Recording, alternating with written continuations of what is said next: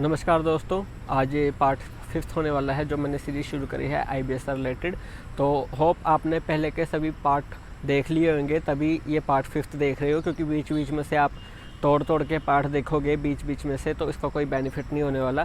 Step by step मैंने 7 part इसके शुरू करे हैं और ये 1 बाय 1 आएंगे, जैसे कि मंडे, ट्यूसडे, वेडनेसडे, थर्सडे। ये मैंने आपको पैटर्न दिया है। इसमें क्या रहेगा कि आपको पार्ट 1 में मैंने आपको बताया कि आईबीएस क्या है, आईबीएस के अंदर कौन कौन से टेस्ट करवाने चाहिए।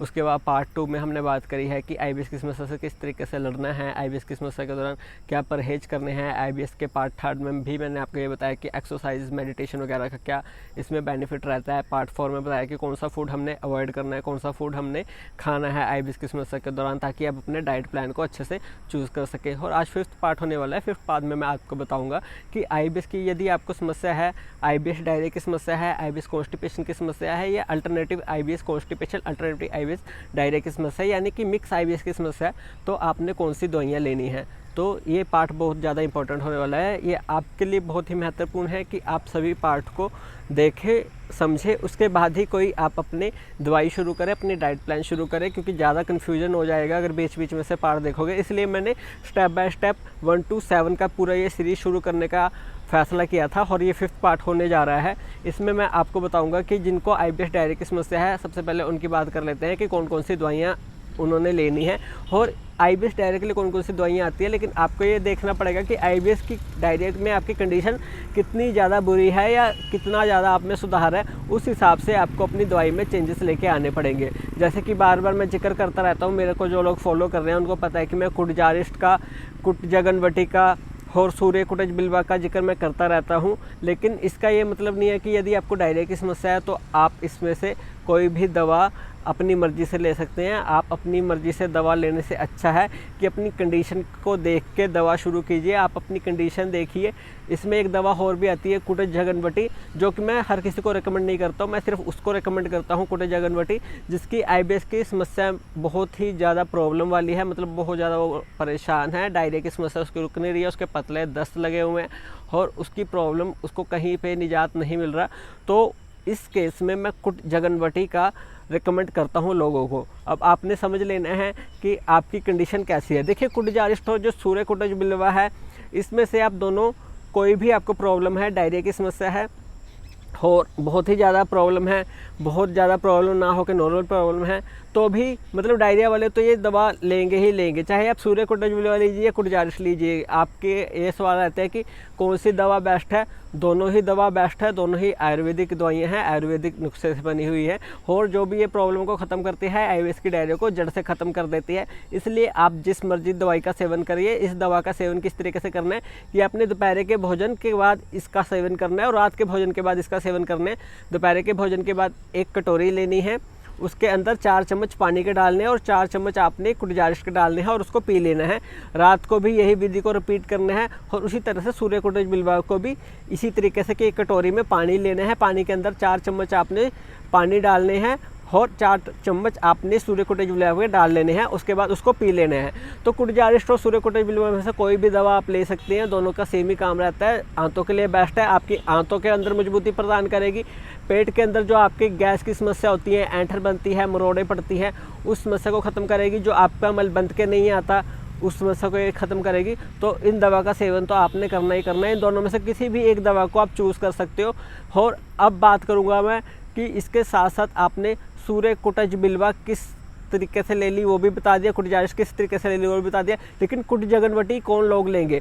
कुट जगनवटी का मैं रिकमेंड उनको ही करूंगा कि ये एडिशनल दवाई है, हर कोई इसको ऐड नहीं करेगा। यदि आपकी कंडीशन बहुत ज़्यादा ख़राब है, बहुत ज़्यादा ख़राब, मैं उसको कह रहा हूँ जिसको दस्त की समस्या लगी हुई है, दिन में वो 4-4, 5-5 बार या इससे भी ज़्यादा और उनको स्टूल पास करने के लिए जाना पड़ता है और बहुत ज़्यादा उनको प्रॉब्लम हो रही है, उनको कहीं से भी आराम नहीं आ रहा, सभी तरह के उनके टेस्ट नॉर्मल आ रहे हैं, पेट का दर्द हट नहीं रहा है, कुछ भी करके उनकी एग्जाइटी ख़त्म नहीं हो रही है, डिप्रेशन के बहुत ज़्यादा शिकार हैं, तो वो इस दवा का सेवन करना शुरू कर सकते हैं।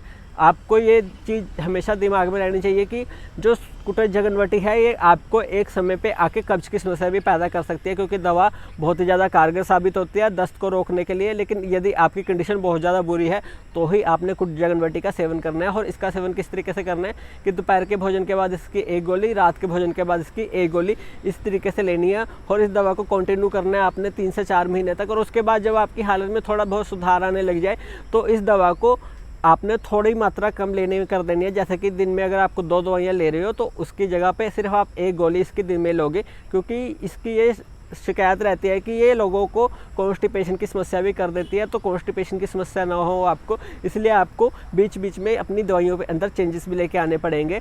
तो ये आप सूर्य कोटेज बिल्वा के साथ या कुटजारिश के साथ जो से भी आप दवा ले रहे हो, इसके साथ आप इस दवा को ऐड कर सकते हो। और सुबह आपने क्या लेना है कि बिलवादी चूर्ण, आपने बिलवादी चूर्ण का सेवन करना, चाहे आपको कॉन्स्टिपेशन की समस्या है चाहे आपको डायरिया की समस्या, तो बिलवादी चूर्ण का सेवन तो आपने करना ही करना है।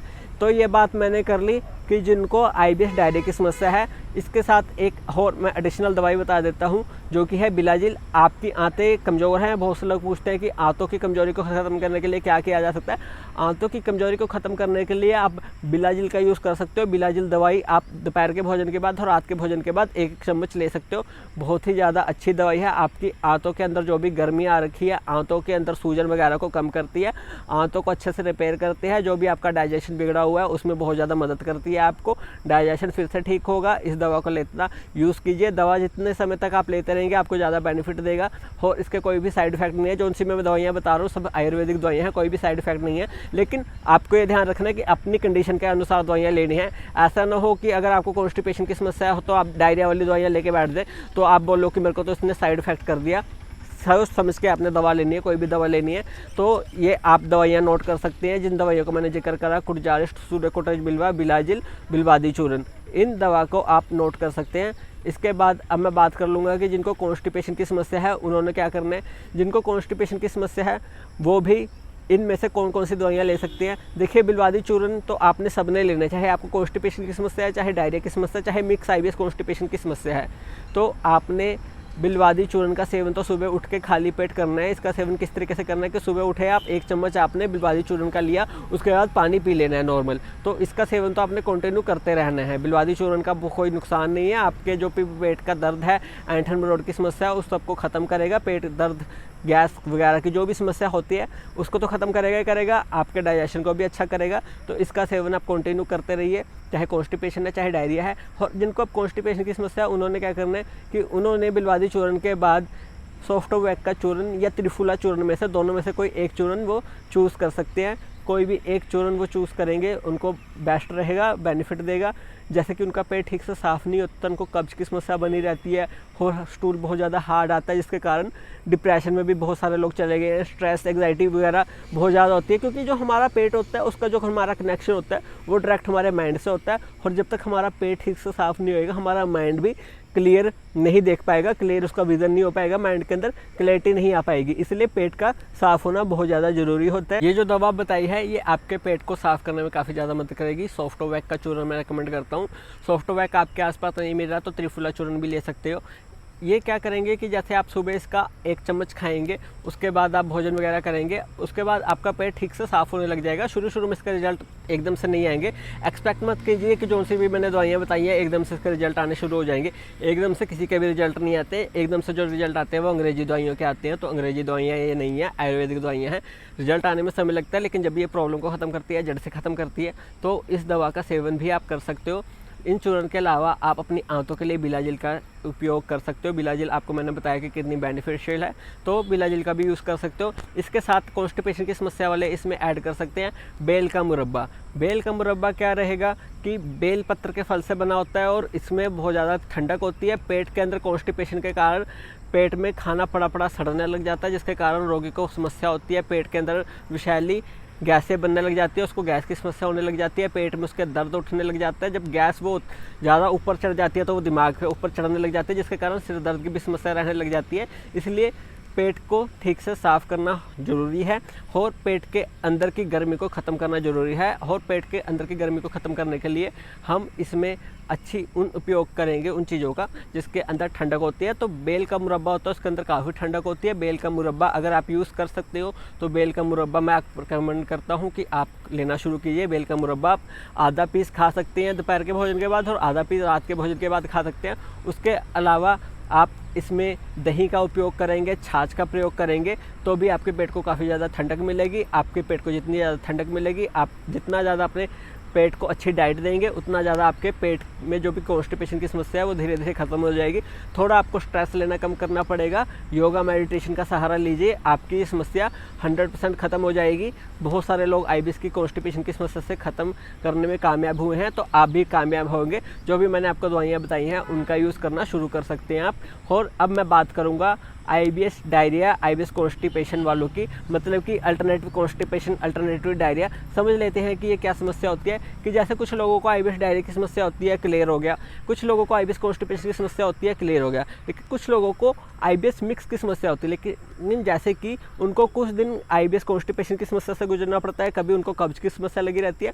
उसके बाद क्या होता है कि इनको एकदम से डायरिया की समस्या हो जाती है, यानी कुछ दिन वो आईबीएस डी से परेशान रहते हैं, कुछ दिन वो आईबीएस सी से परेशान रहते हैं। उसको हम कहते हैं कि अल्टरनेटिव कॉन्स्टिपेशन, अल्टरनेटिव डायरिया, जिसको कि मिक्स आईबीएस की समस्या भी कहा जाता है। तो अब इसमें रोगी बहुत ज़्यादा कंफ्यूज हो जाता है कि मैं कौन सी दवा लूँ, क्योंकि अगर वो कुटजारिस्ट या सूर्यकुटिजबिलिवा का यूज़ करेगा तो उसको फिर इससे क्या रहेगा कि उसको डायरिया की समस्या उसकी बंद होने लग जाएगी। और अगर वो दवा ज़्यादा यूज़ कर लेगा उसको कॉन्स्टिपेशन की समस्या हो जाएगी। कॉन्स्टिपेशन की समस्या से बहुत ज़्यादा परेशान पहले से ही है, अगर वो कॉन्स्टिपेशन के लिए चूरन खाएगा तो उसको डायरिया की समस्या होने लग जाएगी। तो इसमें रोगी बहुत ज़्यादा परेशान रहता है, उसको समझ नहीं आता कि मैं कौन सी दवा लूँ। तो उसके लिए मैं दवा का रिकमेंड करता हूँ स्टॉप आईबीएस की टैबलेट। ये देख सकते हैं आप पिक्चर में, स्टॉप आईबीएस की टैबलेट है। ये आपको ऑनलाइन भी मिल जाएगी और किसी भी आयुर्वेदिक स्टोर से मिल जाएगी। इसका यूज़ आपने किस तरीके से करना है कि दोपहर के भोजन के बाद इसकी एक गोली लेनी है और रात के भोजन के बाद इसकी एक गोली लेनी है। विलवादी चूर्ण का सेवन आप कर सकते हो, बिलाजिल का सेवन आप कर सकते हो, बेल के मुरब्बे का सेवन आप कर सकते हो। इसके अलावा आपने कोई और दवा लेने की जरूरत नहीं है। तो दोबारा से सुन लीजिए, जिनको आईबीएस मिक्स की समस्या है, स्टॉप आईबीएस की टैबलेट आपने लेनी है। दोपहर के भोजन के बाद एक गोली, रात के भोजन के बाद इसकी एक गोली लेनी है आपने। और बिलवादी चूर्ण का सेवन आप कर सकते हो, बिलाजिल का सेवन आप कर सकते हो, साथ ही साथ बेल के मुरब्बे का सेवन अगर आप करना चाहते हो तो कर सकते हो। ये होगी, हमने दवाइयों की बात कर ली है। इसके साथ साथ कुछ एडिशनल मैं आपको बता देता हूँ कि आंतों की मजबूती लेके आने के लिए आप क्या कर सकते हैं। कि जैसे आपने कटोरी लेनी है, बड़ी आपने प्लेट ले लेनी है, परात ले लेनी है, उसके अंदर आपने दही रख लेनी है। दही के साथ आपने अनार के दाने उसके अंदर छिलके डाल देने हैं, जैसे कि अनार होएगा उसको आप डाल देंगे, उसको मिक्स करके हल्का नमक स्वाद अनुसार बना के खाएंगे तो ये सब आपके आंतों को मजबूती प्रदान करेगा। ये हर किसी के लिए है, चाहे आईबीएस सी, डी या मिक्स की समस्या है तो कोई भी इसका यूज़ कर सकता है। तो मैंने आपको जितनी भी दवाइयाँ बताई है, आप अपनी कंडीशन देखिए कि आपकी कंडीशन इसमें किस तरीके की है, उस हिसाब से आप अपनी दवाइयाँ लेना शुरू कीजिए।